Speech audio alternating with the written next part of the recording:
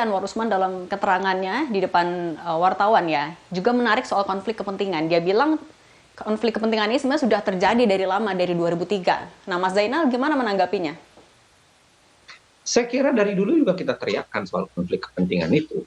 Dan dari dulu kita sudah katakan kepada Mahkamah Konstitusi, jangan paksakan konflik kepentingan itu terjadi. Kita udah ceritakan, kita udah dorong bagaimana misalnya. Ada begini, harus kita kategorisasikan beberapa konflik kepentingan. Ada konflik kepentingan yang diambil, itu bersifat institusi secara keseluruhan dan itu tidak terhindarkan. Ada beberapa ya. Tetapi ada juga yang memang seharusnya bisa dihindari oleh Mahkamah Konstitusi. Saya taruh misalnya adalah pengujian terhadap usia hakim MK yang kemarin diputus oleh MK. Kita dari dulu udah bilang, jangan hindarkan nih, tetap saja silahkan putus, tapi berlakukan dia setelah hakim berikutnya.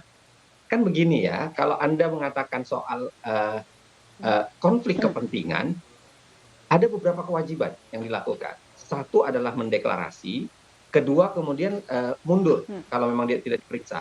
Kalau tidak terhindarkan memeriksanya, maka bisa dihilangkan konflik kepentingannya termasuk dengan memberlakukan di pemilu berikutnya atau memberlakukan di hakim berikutnya.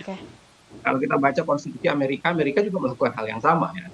Dia menunda ke berikutnya. Jadi saya bilang begini, kalau misalnya dalam berbagai kasus, dan kita juga sudah sampaikan, dalam misalnya seperti pengujian usia pensiun hakim kala itu, kita udah bilang, MK mbok ya kedepankan itu, lempar dia ke depan, lempar dia menjadi setelah bukan hakim untuk hakim saat ini, tapi untuk hakim berikutnya.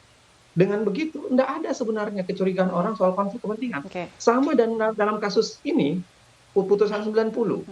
Saya sudah sampaikan sedari awal waktu ini masuk, saya bilang jauh lebih wise bagi MK untuk melempar setelah pemilu 2024 saja. Supaya terhilang semua kesulitan, hilang semua prasangka bahwa ini disidangkan oleh MK yang punya konflik kepentingan satu. Tapi jangan lupa lagi begini ya, jangan seakan-akan pelanggaran oleh Anwar Usman itu hanya sekedar soal dia menyidangkan kasus yang dia konflik kepentingan. Silahkan baca putusan MK. Di situ ada juga pelanggaran, dia menyampaikan sesuatu, perkara yang masih berjalan, itu dia udah sampaikan duluan di hadapan mahasiswa. Itu pelanggaran. Ada juga pelanggarannya adalah dia mencoba mencoba masuk ke hakim-hakim yang lain untuk mendorong atau kemudian mengajak atau kemudian mendorong mempengaruhi hakim lain.